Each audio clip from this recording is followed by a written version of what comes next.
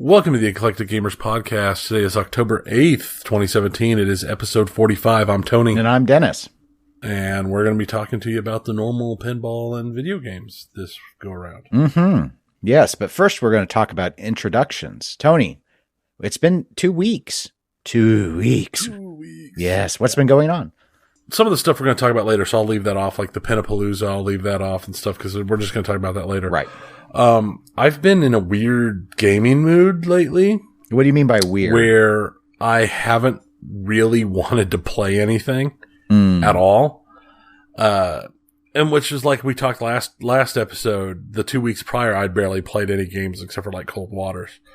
And now I went like the full week after first week after our last episode. I don't know if I played anything. And then I got Cuphead, which we'll talk about later. And I got, Sleeping Dogs, which I've just barely started, but it seems like an interesting little game. And I've been playing some Stellaris and Overwatch, but game-wise, that's about all I've done. And even there, I haven't been playing a whole lot of any of it. I've been spending a lot of time reading, listening to some audiobooks, because I've really gotten into a couple of them. So I've not just been listening in the car or when I've been doing like mindless tasks at work. I've actually been listening to them after I got home. And I've also been, reading some comics and stuff. But, oh yeah, and I've started since the season finale of season 3 of Rick and Morty was last week, I've started rewatching all 3 seasons of Rick and Morty. So yeah, I've never seen that. There's a couple hours. You should. You'd enjoy it. I'll consider it. I've tried to cut back on the cartoons I've watched because I ended up in a hole where they were just consuming so much time to keep up with that I scaled them all back. No more Family Guy, no more Simpsons. It's all of it slashed away. Yeah, but the difference is unlike Family Guy and Simpsons and all of that, Rick and Morty's fun. Bold words. It's also really short, all in all. The seasons are all between like 10 and 13 episodes. Just let me know when Venture Brothers has a new season. That's all I really long for. Oh, man. I think that we can ignore that. I think that one's done. Oh, did things happen? Like, no, that's the thing. Nothing's happened. I would be amazed if it ever hit again. I mean, that would be like, there's a couple other shows that hit like that and never really came out. Well, Venture Brothers, other than perhaps season 1 to season 2, there have always been years between the seasons. It's always felt weird, like they give up every time, and then it comes out. Well, no, I'm completely wrong. Season 6 came out last year. Yeah, I thought I'd seen something not that long ago. Yeah. And they left it ready for continuation. I didn't see any of season 6. I've only seen season 5. No, I think I've been totally thinking caught it'd up. been 4+ years since. No. But no. Well, that's how Rick and Morty is. I mean, Rick and Morty's got typically several years between episodes. I mean, season 1 was 11 episodes, and it was started in December of 2013, and season 2 was 10 episodes that started in July of 2015, and season 3 was 10 episodes, and it started on April Fool's Day of this year, but there was like just that one episode, and then they didn't show any more until September, and it's done now. The last episode aired last week. So, okay. So they're the same way. They've got several years between seasons. What have you been up to? Not a lot. Since I've done very little. Work-wise, been pretty busy. So I actually have the next few days off. And then I'm taking all of next week off. Mostly, I have too much vacation. I was going to take this next week off entirely, but I have to do the budget meeting. So I couldn't really rationalize. I couldn't take Friday. So it was like, okay, well, I need at least a day of prep.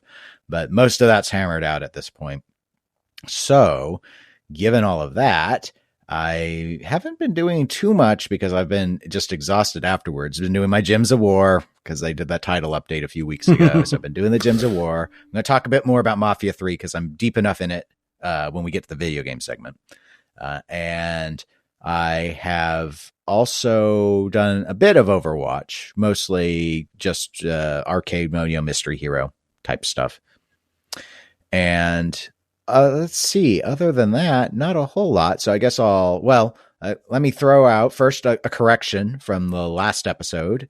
When I was talking about Zaccaria Pinball, the video game, I mispronounced Zaccaria.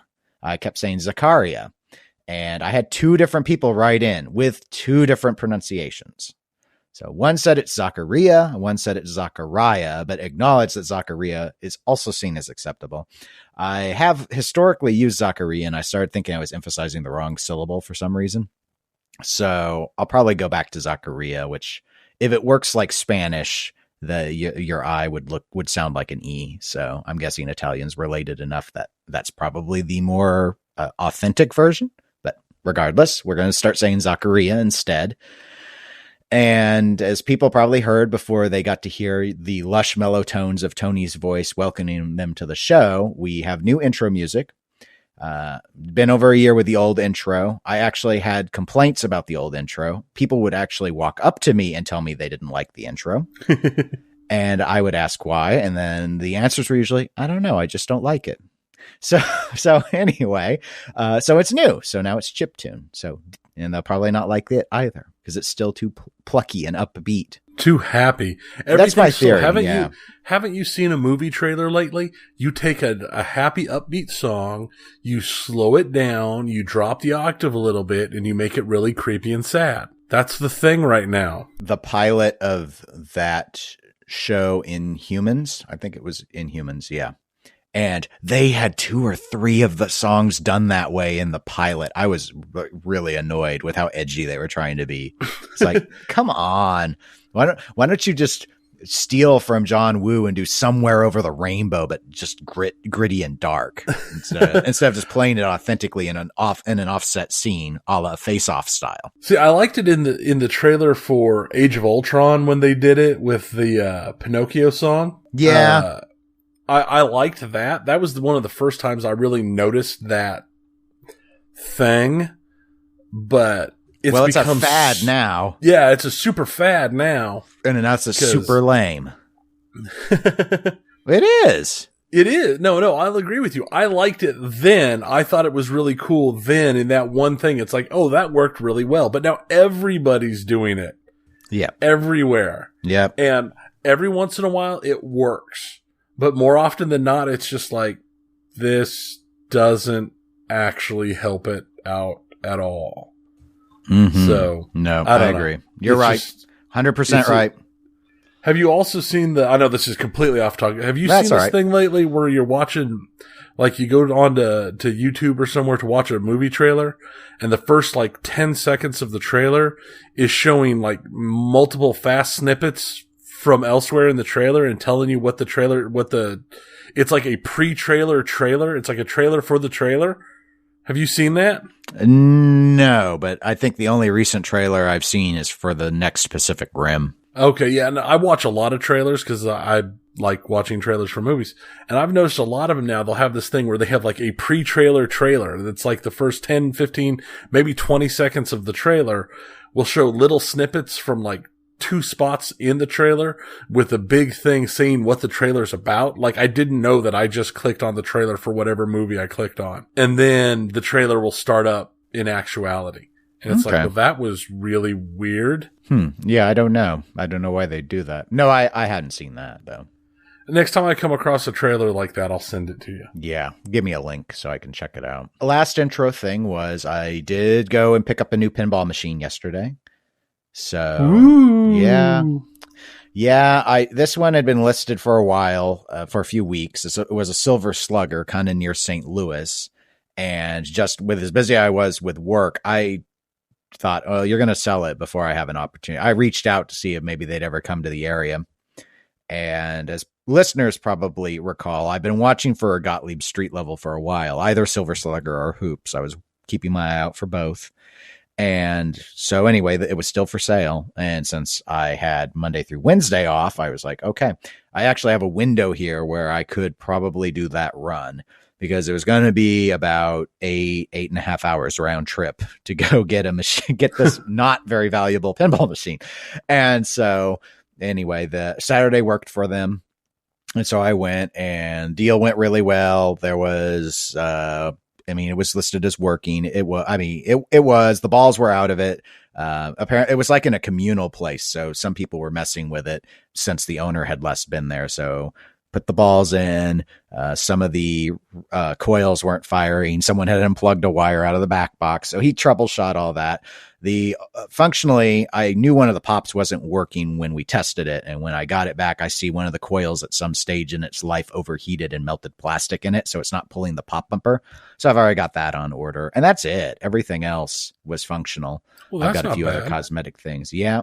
It's heavily Mylar'd, so there's some Mylar bubbling on it, but the art looks good because it's got all that Mylar everywhere.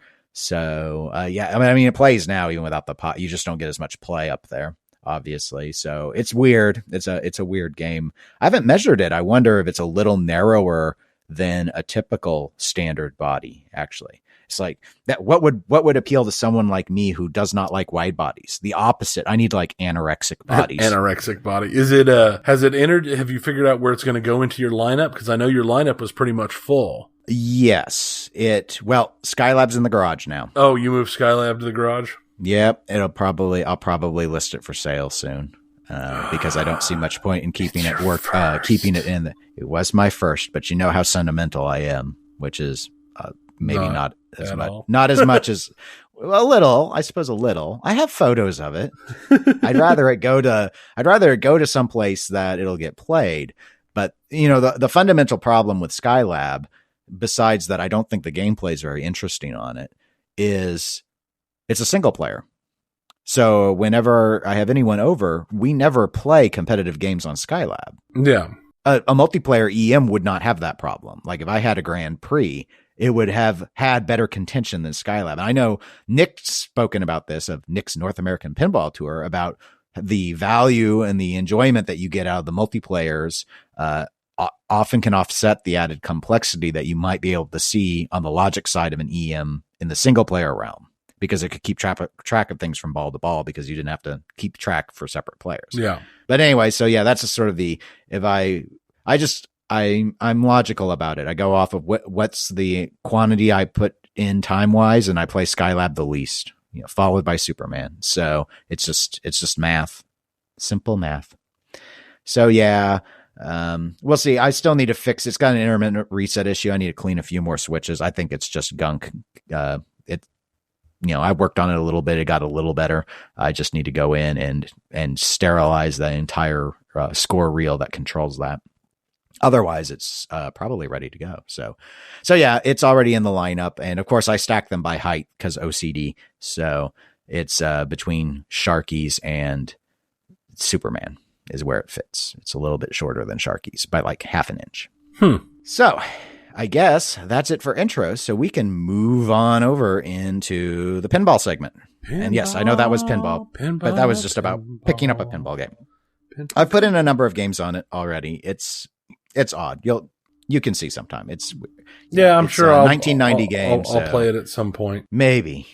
I don't know. It ain't no Sharky's. That's for sure. Well, Sharky's. I'll be honest. Sharky's surprised me. You got Sharky's. I'm like, okay, whatever. And it still might be my favorite game in your lineup. If not, it's close to it. There's a thread. Last I looked, fairly near the top. I looked earlier this week on Tilt forums where people were talking about Sharky's and about how good it is versus how it's perceived. And I did not start that thread. So yeah, it's just one of those. It's one of those games. And this one, the neat thing about Silver Slugger from what I've played of it so far is, even as stripped down as, I have the flyer for the game where they're talking about how it was going to be less than the last Gottlieb's. They were cutting their prices. That was the strategy. This was going to be the deal to satisfy the operators that were tired of how expensive pinball machines were getting. Ha ha ha! If they could see today's world. The thing about it is there's so much to shoot for. I mean, it's packed. It's got 3 spinners. It's got bank of drop targets, 2 opposite banks of stand-ups. It's got 2 saucers, kind of like firepower saucers to shoot for. It's got 3-ball multi-ball. So it's got a real skill shot where you have to do a top lane plunge, but you can't move it. And if you overshoot it, it will orbit around. And if you undershoot it, it will orbit around. So there's actually quite a bit of substance to this game. And when you look on Pinside, actually, I think all the written reviews are fairly positive of it, which is part of the reason why it was at the top of my list. Cool. That and Hoops. Hoops, which doesn't have the weird Gottlieb mystery hole problem that a lot of Gottliebs have. So anyway, but Hoops is a lot rarer. Hoops is off the list now. My wish list on Pinside's blank. I took out I got tired of getting alerts for Walking Dead. I can watch for those anytime. So. Yeah. And then there's nothing else that's that. I had Lord of the Rings since 2012 in that list. But again, they pop up all the time for $6,000. I'm just tired of seeing them. I'm not going to spend that. So it's just, yeah. I mean, there are a few things, I don't put Pinbot, for example, on the wish list anymore because there are just too many that come up for sale. I'm always watching for a Pinbot. There actually was a Pinbot in the area for $1,000 with non-working flippers. And I checked again when I was heading back from St. Louis and it was already sold. And I see it already listed for twice the price from someone else. So I'm sure it's the same machine. Of course it is. But them's the breaks. I can't scoop up every deal. Still, that would have been impressive for you. 2 machines in one day. I didn't have enough cash to pick up that Pinbot. I would have been like, it was at the point my dad and I went together we did a road trip to go get the Silver Slugger. We're going back. And it's like, so how much was that Pinbot listed for? I was like, I think it's $1,000. It's like, well, I got 300 in my wallet. What do you got? I got $122. Do you think he'll take 422? It's like, probably not. Well, we could call him. Let me check and see if the ad's up. No, it's down. He sold it. Oh, well. But yes, it was contemplated. It's always contemplated. You never know if they're desperate enough to get rid of it. Maybe they won't slam the phone on the receiver when you don't even offer them half of what they ask for. So, pinball segment. All right. Quick news. I just put this in. I figured probably should cover. There hasn't been a lot of news, which is good. I'd rather talk about the more fun stuff. But I just thought I should note Pinball Expo. It's coming up rapidly. The only buzz I'm aware of, and I have not been following the Expo threads, so I may be totally off base on this, but the only buzz I am aware of is that Jersey Jack Pinball, or JJP, is expected to, actually, I believe they have confirmed, they will be announcing and revealing, and I believe for play, so you can play it just like Dialed In last year, their game number 4. Really? Yes. So obviously it's if they get it out into production, much like when they got Dialed In into production versus when it was announced, then it would seem like that would be good enough evidence that they've finally gotten past all their production bottlenecks. Do you have any, I don't know if Tony, if you've been following or heard any rumors about what the game might be? I haven't been following. I haven't heard any rumors or anything. I'm really surprised because I did not expect anything from them again until maybe an announcement this year, but I more likely not until next year. And I sure didn't expect anything to be playable before next year. We're not with Dialed In just rolling. I figured that would be the earliest we could hope to see it because of just how their stuff has worked out. Yeah, I'm a bit surprised as well. I don't know if this is a sign of it, other than that production's not bottlenecked anymore. I don't know if it's a sign of anything. For example, is this a sign that Dialed In does not have the sales numbers that the licensed pins had or anything along those lines? The way they run their assembly line, I'm not going to read too much into it. The ongoing rumors that I'm aware of are basically 2. That it's either Pirates of the Caribbean, which seems to be the predominant rumor, or it's Toy Story. Those seem to be the 2 main. Well, Toy Story's been a rumor for years now. Yes, and some say that Toy Story is still in the works, but that Pirates of the Caribbean is the next license. And so that's just what little buzz because I'm not tracking those threads either, but it spills over into other discussions. And that's the one that most people are saying. I have also heard supposedly it has been rumor mill confirmed repeatedly that whatever version it is, it will be another wide body pin. So I am disappointed because that will hurt their sales. I just wonder, I mean, does anybody really want a Pirates of the Caribbean pin? Does anybody actually care about Pirates of the Caribbean anymore? I know they just put out a new movie, but still does. Yeah, there's a new movie, Tony. Well, yeah, that's great. But that's because people see giant franchises, and giant franchises just have to keep rolling and living forever now. That's the new movie meta is once you get a franchise, you don't do a trilogy, you do a universe, and you build just never-ending stories, and you start making side stories that take place in the same universe, and everything just keeps going forever. So that's how all that stuff is anymore. Well, I think your point is well taken. I don't know how good the new movie is. I've seen the first 3. I've seen the first 3. And this was number 5? I think so. As I recall, I think we actually had that conversation on an episode at one point about it. Oh gosh! Well, we're trying to remember if there was 4 or 5 episodes or. Okay, well, all right. Let's just move. We'll move past that then. No, I mean, as a theme, I agree with you. I don't think it's a winner. But then again, I also think that Jersey Jack has never picked a winner theme when they've chosen themes.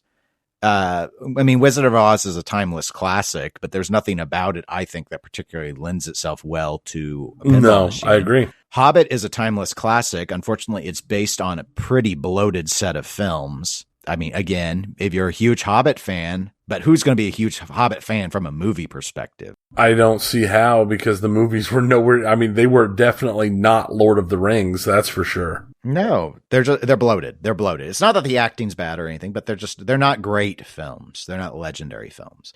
And even if the new Pirates movie is a decent Pirates movie, I have a lot of trouble believing it will ever be seen as being as good as the first Pirates movie, which is a good movie. The first one is. And the thing that makes it really weird is that there's already a Pirates pinball machine. And this isn't the Star Wars franchise where you can understand why there are 20,000 different versions of Star Wars out there. Right. This is not a franchise that deserves more than one pin. And it's not like, well, again, I think we saw these comparisons with The Hobbit. Lord of the Rings is one of Stern's best White Star board set pinball machines, one of their best pinball machines they ever made. On review wise, it's still in the top 10 on Pinside, last I looked. And then Hobbit, of course, got compared to that. And what is Hobbit but a slower, not as good Lord of the Rings? I mean, I honestly don't play at all like Lord of the Rings, other than you could say they both are basically fan layouts. I mean, I say basically because Hobbit does have a third flipper, but it's worthless. Well, I mean, to be fair, Hobbit is as much less of a pinball machine than Lord of the Rings as the Hobbit movies are less than the Lord of the Rings movies. Yeah, that's a good comparison. Yeah, I agree. I agree with that. That's a good comparison. The issue with but Pirates, Stern's Pirates, it's a good game. It's not one that I want to own, but the ship toy is perhaps their best toy they ever did when branded as Stern Pinball. It looks cool. There's a lot to shoot for. It feels full. It's a bit of a long player, but sometimes you want a long playing game. And so they're going to be compared to that. Now, if they do their lowest model is $8,000+ then I'm sure Jersey Jack can stick in more stuff than Stern's Pirate of the Caribbean ever had. Yeah. So it's not that they can't win the bling war. Jersey Jack can always win the bling war. I'm going to say it's probably because it was already in development, but I mean, seriously, Dialed In is their best game from a gameplay perspective by a country mile. Why in the world would you go back to doing wide bodies? I don't know, man. Dialed In is easily my favorite Jersey Jack game by. Oh yeah. Yeah. Oh yeah. It's great. It's not. I even really like how it plays. Yeah. So anyway, I'm going to assume it was already in the works, but if they're thinking they just did a standard because Pat Lawler wanted to do a standard, they're going back to these wide body designs. I don't know. I'm not the super master knowledge of all the pinballs out there, but I'm telling you something. There's a reason why when most people start talking Jersey Jack, they talk about the quality and they talk about the look. And then when it comes to the gameplay, it tends not to be up near the top. And I think it has to do with the fact that they keep going with the wide bodies, but it's their choice. Yeah. So there's that. And then the only other little bit of quick news I thought I'd note is Aliens, the Alien Pinball machine. We talked about that. Maybe it was shipping, maybe it wasn't shipping. The company Heighway Pinball has said now that it is shipping, that they've actually put it on a ship and that it is now in an ocean surrounded by water. Sailing through the They Bermuda didn't quite say it Triangle, that where way, it'll but- vanish and it'll never be delivered. In the middle of the ocean, in the middle of a big ocean. And so Iceberg, right ahead. Yeah. Knowing how things have been going with this company, that is probably what will happen. And the ship won't be insured. Of course not. It won't be insured. It won't be insured. So anyway, we may hear about some unboxings and such as time goes. I still don't see how Heighway is going to survive all of this. I just don't think they're putting out machines fast enough. And with them wanting $2,000 or whatever more per unit now for any new purchases, it's just not an attractive unit. I mean, I think they're asking as much as Jersey Jack asks on the low end for a game, and it's just not. I just don't think it's there. So, but we'll see. They're trying to make good. They're trying, but I'm going to agree. I think that they'll get this machine out to the people with the pre-orders and maybe a few more, but I am hard pressed to see this machine or there being another machine from them. I could be wrong, but I just have a hard time believing it. No, that's my angle as well. I can imagine them. Maybe they can right the ship enough that they're actually able to, perhaps for even a decent period of time, produce aliens, sell aliens. Maybe they recoup their investment on Alien or not lose money. And then I imagine they fold up and just leave all this, but we'll have to see. Best of luck to them. So Pinapalooza VI, Tony, tell us about what a Pinapalooza VI is. Pinapalooza VI is a local gathering of pinheads. Local-ish gathering of maybe regional? Not quite regional. Yeah. What would be between local and regional? Legional. Legional gathering of pinheads that has pretty much every game you could want to play. Maybe not every game you could want to play, but man, it is such an impressive collection. I had a ton of fun. I entered the tournaments. I know you and Eric didn't, and nobody else went with us this time around. But the tournament this time was the survival tournament like we've talked about in the past. I did poorly in the survival tournament. I had 3 straight house balls on Tri-Zone. It was the worst score possibly imaginable. And most everybody else was easily doubling and tripling on my total score on their first ball. It was terrible. It was terrible. I was embarrassed. I was embarrassed for myself. I mean, I don't claim to be some great pinballer, but I was embarrassed. It was such a bad score. And then the main tournament was pinball tournament, where it amounted to, there was a selection of machines, everybody started playing, and when you, I know I'm going to get this backwards. I played it and I know I'm going to get this backwards. When you won on a machine, you left the machine and got in line to go replace somebody else who had won on a different machine. And if you lose on a machine twice in a row, you would leave instead of the winner. And that's how it kind of rotated through. And the whole point of it is to basically play and win games as fast as possible, because the overall winner is decided by the person with the most total wins. And I did really bad. I did so terrible. Oh God, it was disgusting how terrible I did. But it was fun. I had a lot of fun. What'd you think of the format? Because I've never played a format like this. Once it got figured out, when it started, it was kind of a cluster like you would expect with any format where not very many people, it's not a format you normally play. By the time, because it was 3 rounds, each round was 75 minutes. By the time second round started, everything was locked in pretty good and it was flowing pretty smooth. But for the first part of the first round, it was a little slower than you would like, and there were some hiccups and mistakes and things things getting backed up and the line being longer than it needed to be because people were like, oh, who needs to go here and this and that. But it worked out. By the time we got to the second, things were just flowing along real nice. And the third was pretty good. It was just nice, steady, and fast, except for when you got caught. Some people got caught on some long games on like Indy, Anna Jones, and I got caught on a fairly long game on AC/DC, and which kind of slowed you down. Which for a format like that, long matches are like, oh no, this is not what I want. Sometimes you get to a match where it's going slow enough. It's like, man, I should almost just lose this as quick as possible because it'd be better to lose this and get back in play than to keep playing a long game. Okay. That makes sense. Yeah, I didn't really consider doing it. The tournament director, Phil, did asked pretty hard actually, but on the other Pinapaloozas, the tournaments, and it's particularly the survival tournament, has kept me up so late, far longer than I really want to stay. And I feel obligated to not bail because I also like to try and win. So I decided this time I wasn't going to do that. So Eric, my brother-in-law, who you mentioned went with us, we decided that we were going to do a head-to-head tournament just between ourselves. And we ran through practically every single game that was available.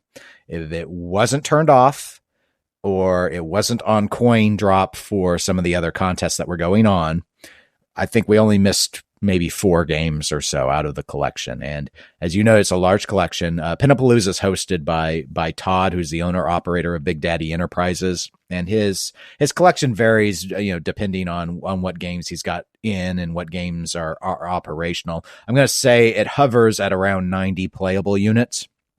And as you noted, it's quite an impressive collection. It's so impressive.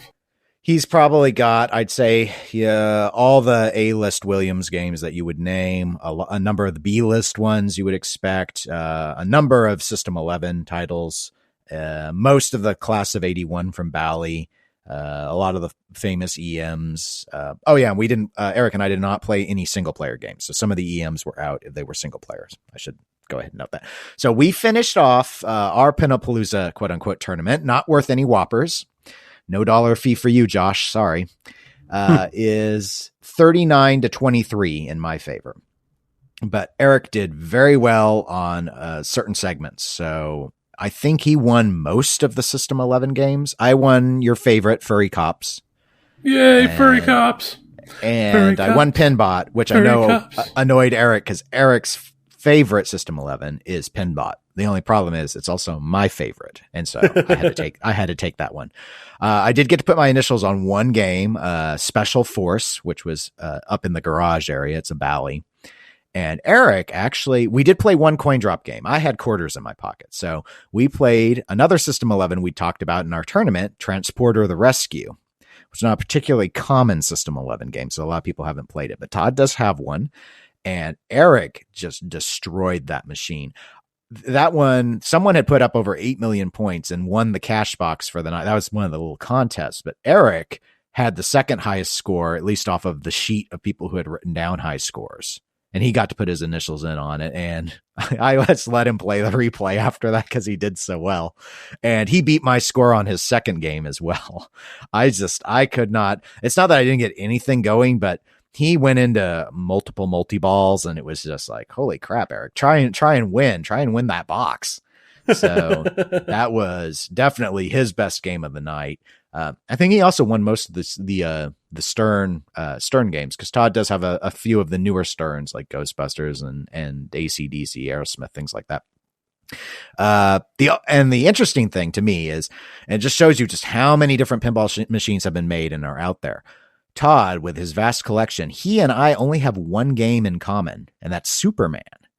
And Eric almost beat me on Superman. It was so close because I was trying to spell Superman, but one of the switches I think was intermittent, so it wasn't registering one of the Superman letters, and it was a lane feed. So I did not do that shot until my third ball, and then I realized I can't spell Superman. Well, there are other scoring strategies, but I would have done them from ball one had I realized this. So I drained out, and Eric had a higher score than me, and he finished his ball, and then we saw another key difference between my Superman and Todd's. His is on 5 ball. Oh, so I win because I knew what to do after that point. and Eric loses. Therefore, I'm better. I think as I'd seen it, I'm pretty sure his back glass is in better condition than yours. His back glass is immaculate. It was amazing. It's the best Superman. I thought it was a reproduction, and then I looked really close at it, and it's got one of the things I've seen at Superman repo glass before. The thing is, actually in any repo I've seen, I don't see the mirrored paint. I don't know if it's just too hard to do or if that's not compliant with the EPA at this point or something, but I never see mirror paint on repo. And I talked to Todd later on, and no, it was the glass he got with the game. So it's like, yeah, no, his glass, incredible. I would gladly take his glass away from him. But and playfield wise, I'd say the conditions are pretty similar. But yeah, that glass is stunning, absolutely stunning. So I think he's been trying to sell that Superman, Tony. So if you're ever interested, check it out. One of these days, I will have a pinball machine. It won't be today. Will it be Superman? I don't know. It'll be dependent upon what's available when I stop having more important draws on my money. Mm-hmm. Yes, very much so. Oh, if things just didn't cost money. Oh, I know, right? Oh, yeah. Speaking of money, Project Pinball Charity, which we are a sponsor of, they are running another sweepstakes. They do sweepstakes all the time to raise money to put pinball machines in children's hospitals and Ronald McDonald houses. And sometimes I participate in them. The thing that I just thought was, yeah, that's right. The thing that's noteworthy is they are actually, usually it's for a stern, which is not surprising because there are so many sterns to choose from. And so sometimes they're premiums and sometimes they're pros. They are actually running one now for total nuclear annihilation, which we've talked about and we both like a lot. So I just thought I'd sort of plug it here. They're selling 200 tickets, $70 a ticket. There's a link in the show notes if anyone wants to go and support the charity. Reminder that sweepstakes are sweepstakes, and so they are not tax deductible. So it's just because you have the chance to win a prize. Not to be giving tax advice to people, but I know it confuses people sometimes because they are, if you were to donate directly to them, it is tax deductible. But I like to keep people on the right side of the IRS, by George. So FYI, I don't know how many tickets were sold. When I looked, I was the first ticket bought. Currently it's 18. Plenty to go. It's not usually a big rush or anything, especially when it's the higher dollar amount. Yeah, this is running until the 29th of December, or 200 tickets is sold, whichever is first. Okay, well, no, this says 22 sold. Normally, and I have not looked at the details of this particular drawing. Usually there's a provision that they may extend the deadline if they don't sell out all the tickets. And if all the tickets aren't sold, they refund the money so that they don't have to give away a machine they can't afford. So they're provisios for all those scenarios. But Project Pinball Charity is a well-vetted charity. We know there have been issues. We've talked about issues with other charities, or at least one other charity, and their inability to properly run a drawing. But Project Pinball, they're well documented. They're very transparent with their money, and you can go and confirm easily the number of pinball machines they've placed. I think they've seeded something on the order of 25 in various facilities for children. So it's a good cause if you are interested. Yeah, I'm probably going to get on this one because I love that game. Yeah, and I can't ever really justify buying one new. So yeah, it's like, well, you know what? I mean, the odds are terrible, but not lotto terrible. So it's like, and regardless, the funds go to a good purpose, one that I support and we support as a podcast through a variety of mechanisms, such as this promotion. Exactly. So let's go to the last pinball thing. Which is our System 11 tournament. Which is our sadness. Holy crap, am I pissed? Okay. Okay, so sad is weak. Sad is accurate, but you know what? Here's the thing, because I didn't put this, I don't think we've been promoting this one on Reddit or anything, have we? I don't think so. I haven't posted it on there. So I usually include a link when I promote the show on Twitter. You know, it's on our Twitter feed. We put it on our Facebook page, put it on probably Tilt Forums and Pinside. I think I can include a link when I link to the episode. These people, these maybe listeners, but regardless, pinball people, we have been betrayed is what has happened. There has been betrayal. So we need to go over the round 2 results. There were 3 upsets that happened. The first was the 9 seed, which was High Speed, beat the 8 seed Diner with 68.9% of the vote. That's not an upset. Fair. That was expected. High Speed's the better game. It counts as an upset because of the seeding, but I completely agree with you. This was a logical outcome. The next upset was the 13 seed Space Station beating the 4 seed Earthshaker with 53.3% of the vote. That's kind of shocking. I'm surprised that it did. Obviously, it was very close, but I did vote for Space Station because I think Earthshaker is overrated, but by a lot, obviously. I've played a fair amount of both, and I prefer Earthshaker. So. And I can understand people. See, I can understand people preferring Earthshaker. I don't think it's very fun to shoot, but I get that from the layout, other people would have a different reaction. It's one of those agree to disagree sort of things, but I see the perspective. So while I don't think it's a 4 seed game, if someone says it's in the top 10 for them, I totally understand. This is what I don't understand. Also a 53.3% spread, so it was close, but the 12th seed, Mousing Around, beat Pinbot, which was the 5th seed. What a bunch of crap. I don't understand it. I think people know your hatred and voted specifically to anger you. That's to spite me? That's me? I think that was all troll spite votes right there. I don't know. But you liked Pinbot more than Mousing Around also. Oh yeah, no, I don't like Mousing Around at all. I definitely went Pinbot. This is just I'm discontinuing the contest. Well, let's not go that far. I'm turning it off. This, I could have flipped this and just said that Pinbot won with 53.3 and had the same complaint and masked it all. But my honesty has resulted in this. And these privileged Mousing Around fans have mucked up the whole contest. Doesn't make anyone want to see the end of it.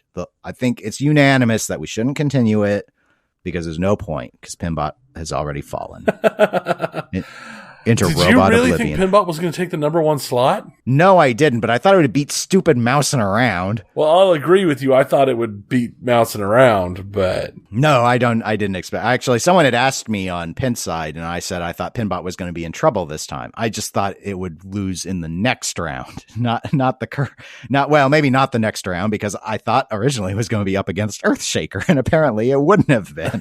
But anyway, no, and we will continue. I'm joking. Other than that, those of you who voted for Mousing Around, you are wrong. I mean, again, this is not a case like Space Station Earthshaker where I can see the other perspective. You have just chosen wrong. Some people just choose because that cat dreaming about a busty mouse. That's what it is. Actually, it was you. We were talking about it, and you were like, "Yep, it's the back glass." And you know what? I think so, and that's sad. A sad state for pinball. But we will march on, and we will honor this poor decision as we have honored all poor decisions in the past. Only other thing on round 2 I thought I would note is the largest margin of victory was actually Whirlwind, which is coming in at the number 1 seed. It beat the 16th seed F14 Tomcat with 75.6% of the vote. That's not a surprise. So, no, it's not. So round 3 matchups. We're down to 4 matchups at this point. We got Whirlwind is going up against one of your favorites, High Speed. Well, that's going to be obvious. High Speed's the better game. I see. I disagree. I'm a big Steve Ritchie fan, but I think Whirlwind is one of Lawler's best, if not his best game. And I would actually favor Whirlwind in that scenario, but I definitely see the appeal to High Speed. I think you're right. I think Whirlwind will win the matchup.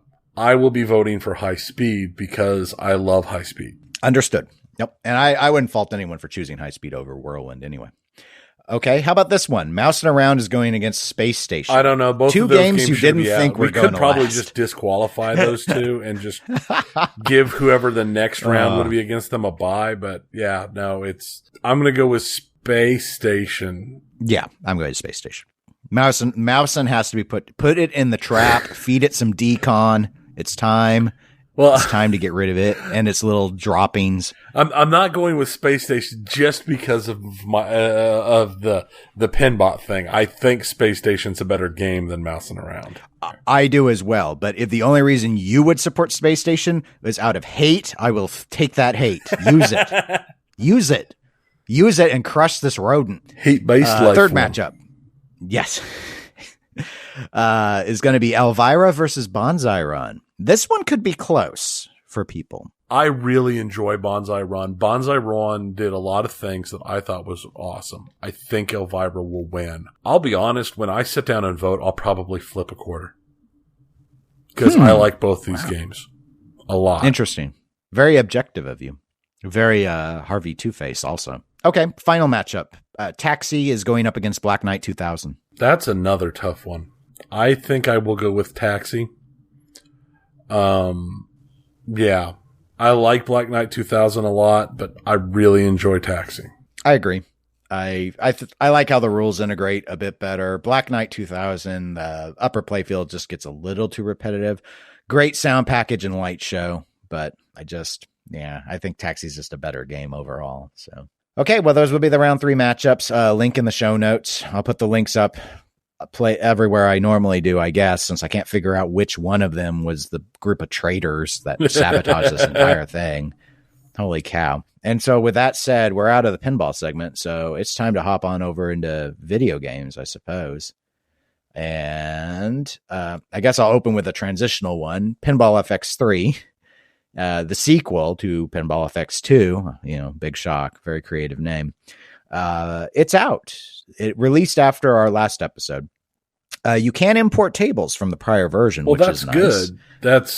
I don't know if that really affects me much because I don't think I have any tables on Pinball FX2 because I thought you did on your phone. I do. Yeah, I do on my tablet, but I didn't know. Will that translate across? Because I never got it to translate across to my computer. I don't know if it'll translate across, but I think Pinball FX3 may be available on your tablet, and then you'd be able to download the tables into that. Yeah, that might work. Yeah. I don't know if that version's out yet or not, but there's no reason for me to think that they're not going to do all those different platforms like they normally do, because it's a pretty good travel game. So that's why I did it mobilely, because it's like I put a lot of time on my tablet in it there for a while. But I think it is still bound by system type, because I have a few games I got with a humble bundle for Pinball FX2 for the computer, and I don't think those imported on my Xbox. Hard to know.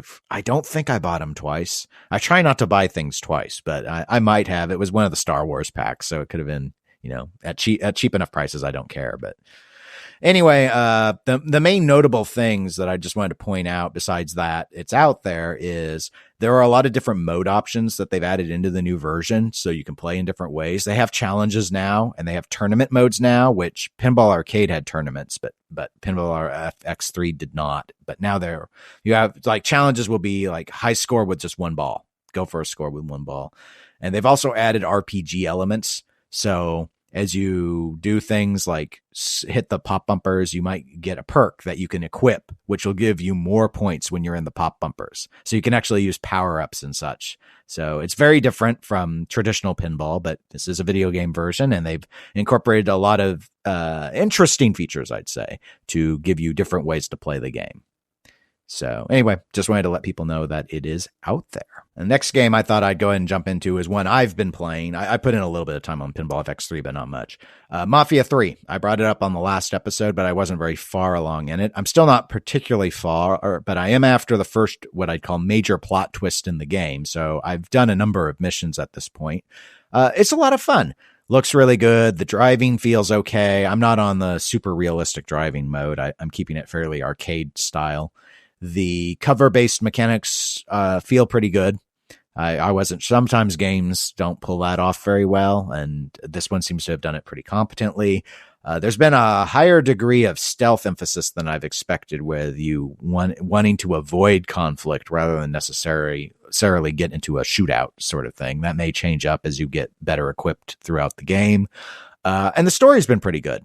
It's sort of set in what we're going to say is New Orleans. It's renamed, but you've got this, you're sort of in the black mafia, I guess is the concept, and you're up against some other crime families.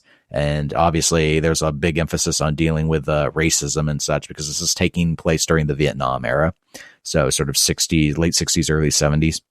So there's a lot of those Southern values and such coming into play, and the racism that was rampant at the time that you have to deal with. So I like it. It's been very interesting so far. I've only really been getting time in on it during the weekends. So I just don't have a lot else to say at this time, but I'm looking forward to still playing it, unlike Dishonored 2.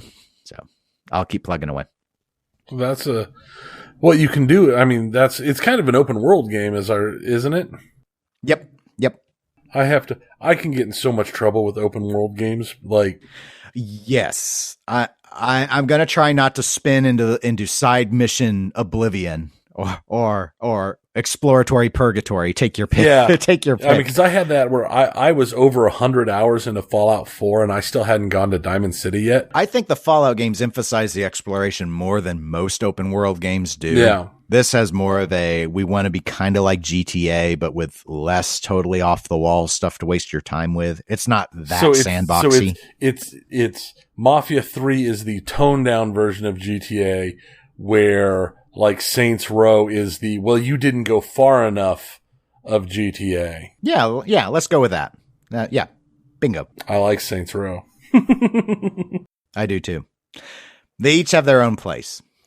But in Saints Row, I also didn't just go around exploring the city all the time. I was just doing stuff. They just had a lot of those weird mission activities. I liked the one where you had to get hit by cars and were ragdolling. Yeah, that was always that was a fun one. I always enjoyed that one. Now, you mentioned at the intro that you've been playing Cuphead. I have, and Cuphead's one of those games that's been on the people's radar for a while now, since like 2014 or something like that. I think you're right. That they first started talking about it. And if you haven't seen Cuphead, you need to see Cuphead.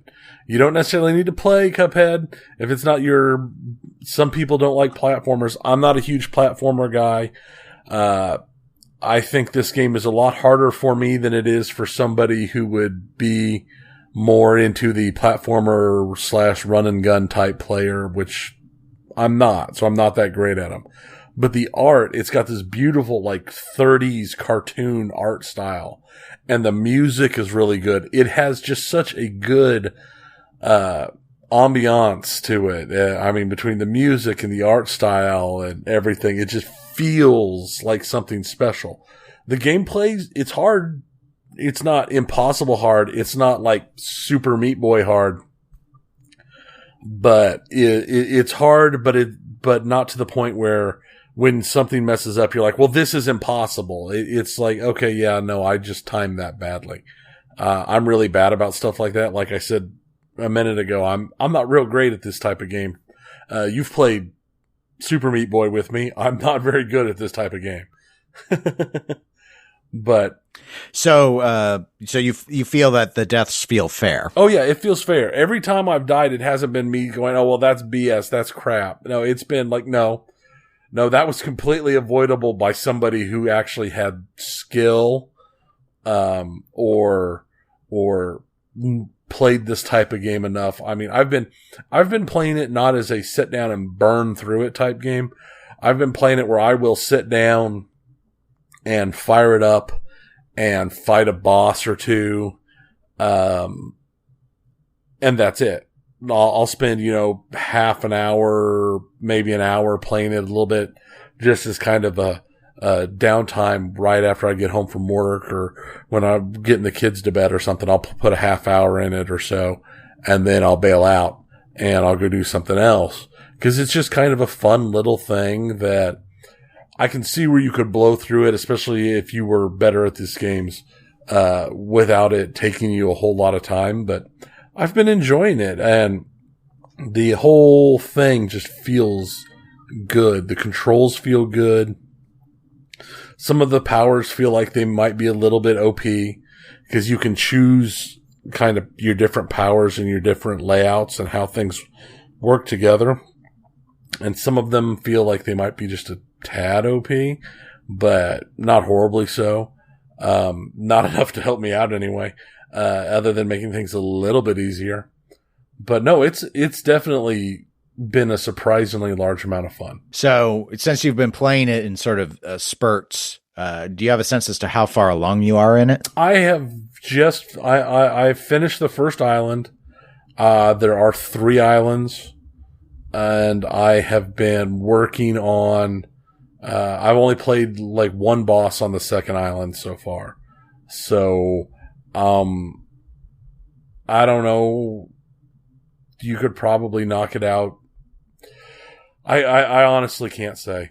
I think, sure, there's probably some people out there that could have knocked this game out in a couple hours or whatever, but I'm not it. I've gotten just over 2 hours into the game total since I started playing it. And I'm sure it can be you probably knock the whole game out in that amount of time or just a little more. Unless it's going to get even harder, which is completely possible that it could jump up to way harder now that I'm off the first island. But it's been fun. It's been enjoyable. I've just, like I said, I've treated it kind of like Binding of Isaac. It's a game I pick up and it's just like, I just want something that I can just play for a little bit without getting into the deepness of a 4X game or something like Overwatch or Hitman. I want something that's a bit more casual. I wouldn't call this game casual. I don't really know how to explain it. I've been using it as a relaxation game, instead of something that I get really deep buried into, because I can play a little bit and then walk away with no problem. Okay. So, what's it? I mean, you mentioned Super Meat Boy, but in the context of difficulty, is it a platformer or they call it exactly how they call it a run and gun? Okay. Which is probably better than platformer. I've always kind of considered run and gun type games and platformers a lot alike, but it's like Contra in some ways. Okay.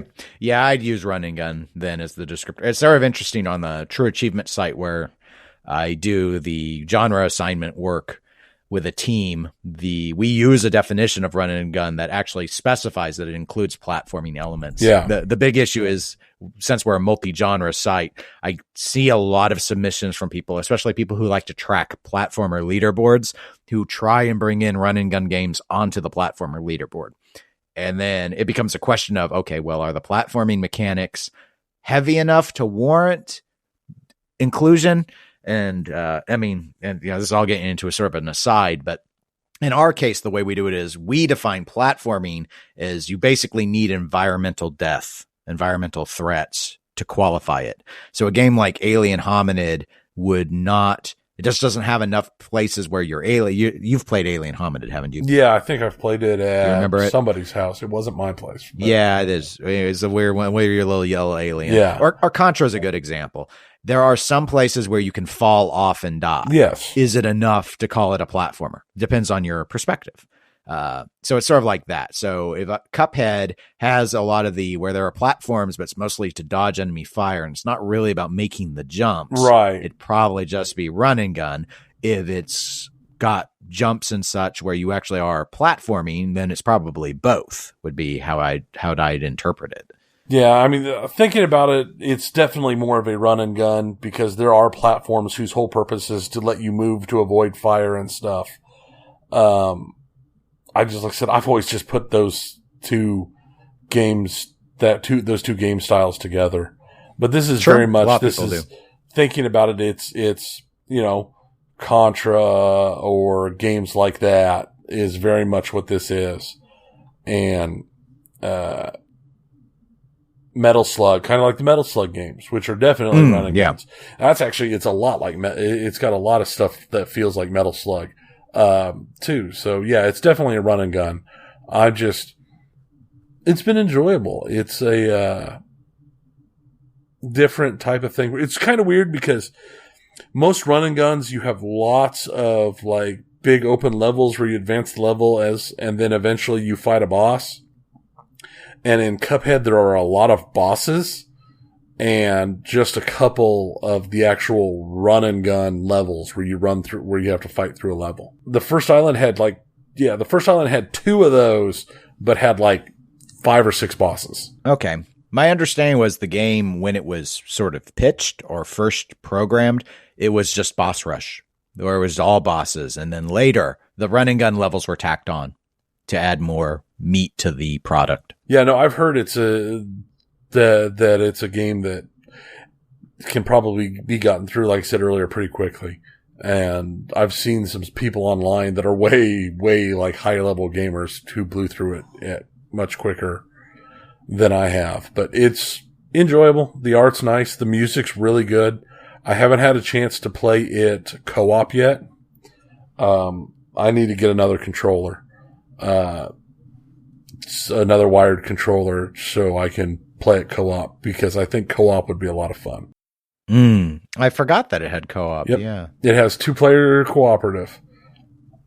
So that with Mughead or whatever his name is. Mughead, because it's Cuphead and Mughead. So I'd like to give that a try. One of these days I'll get another controller and play it that way. But well, remind me and I'll bring one over sometime, because I use a wired controller all the time for Steam games. Yeah, no, that's what I do, because it's not worth the hassle, and wired controllers are cheap anymore, so. Well, did you have any other video games you wanted to talk about? I know you're not far enough in Sleeping Dogs. Yeah, I'm not far enough into Sleeping Dogs to talk about. I did have one more I should have added. Last episode, when I'd been talking about how I just started a game the day we recorded the last episode, I've played that some more, and that is Factorio. I'm up to 3 hours into Factorio. Have you seen Factorio? No, I don't even think I've heard of it, other than you mentioning it before. Yeah, it's. I guess it's still technically in early access. It's one of those never-ending early access games on Steam, but it's kind of a management type game. You are playing a survivor of a space crash, and you're trying to escape the planet, and basically what you're doing to try and escape the planet is you're kind of being Minecrafty. You're building stuff. So it's like, okay, I need metal, so I'll build a mine that'll dig out metal. And this is all like a top-down view. And, okay, well, the mine's working to dig out metal. Well, to power the miner, I need coal, so I'll build a mine that gets coal.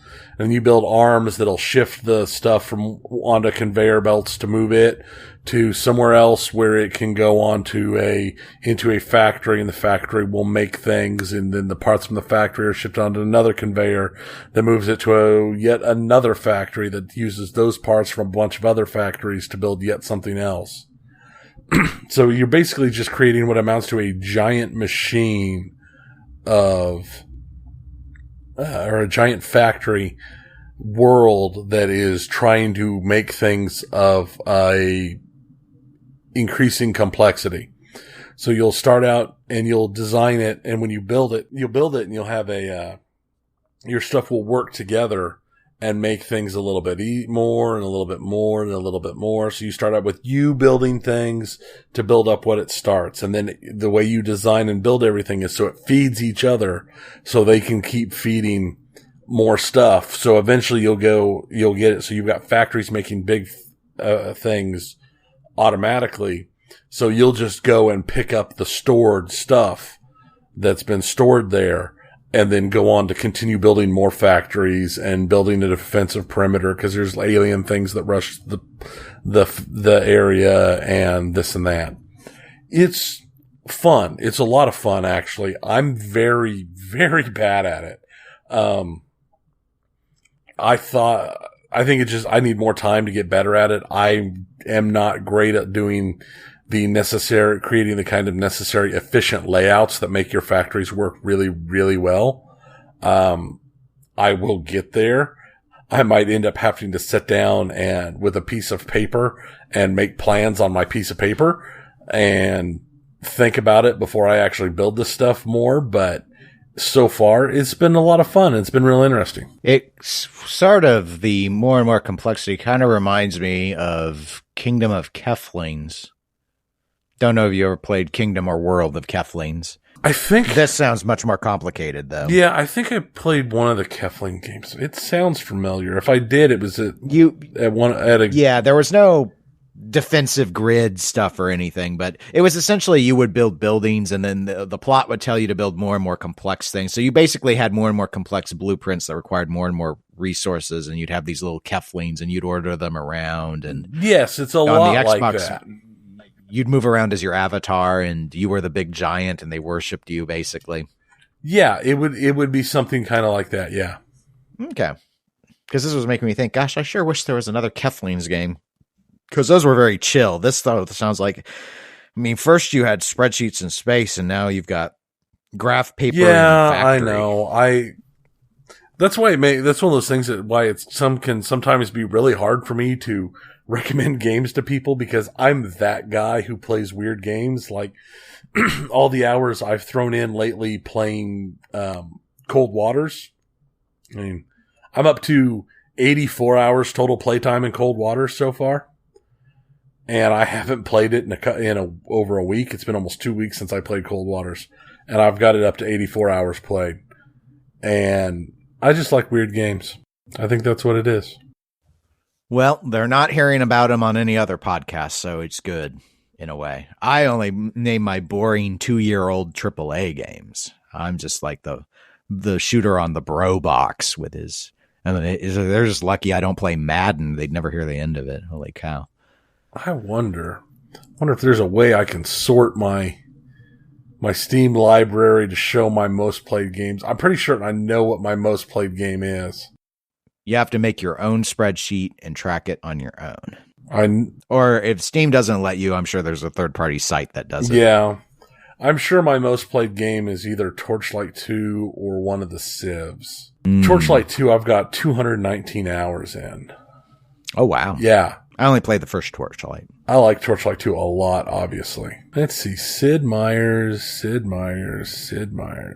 I've got 220 hours, one more hour into Civ 5 than I do in Torchlight 2. It was a close thing. That's what it is. I might have to play another hour of Torchlight just to make them match up.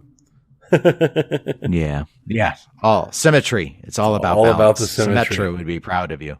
Well, I think we made it to the end of the show then. Yeah, I think so. All right. Well, as a reminder to our listeners, you can reach out to us, facebook.com/Eclectic Gamers Podcast. We're also available via email, eclecticgamerspodcast@gmail.com.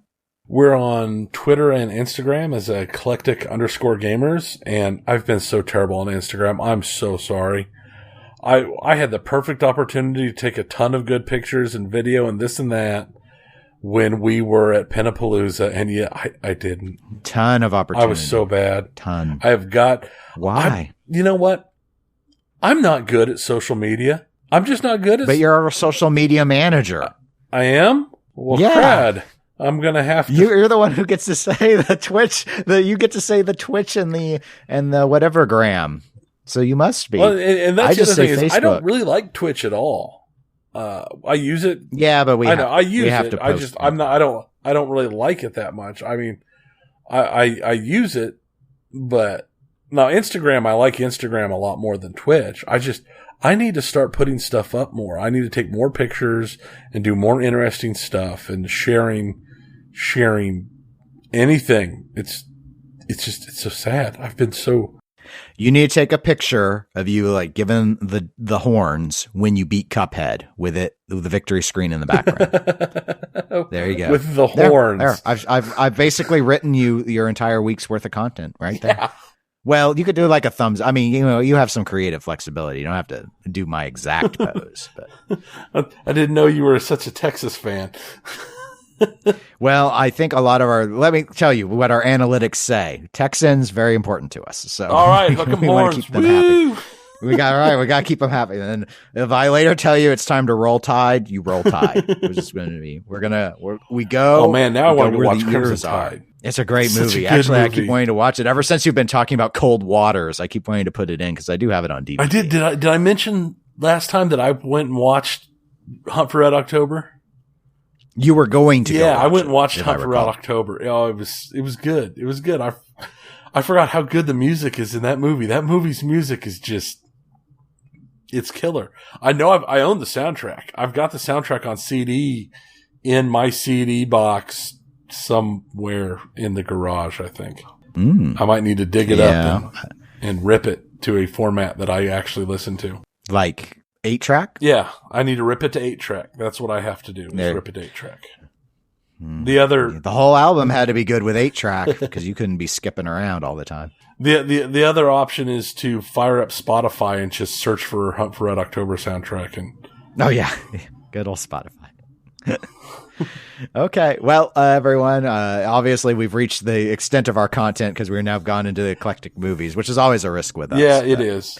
Man, they're fun. And they tie in so well. Those would be episodes that could last forever. They could. Yeah, we could actually do a pretty good movie podcast because we see quite a bit and we have a lot of historic ones that we can pull from.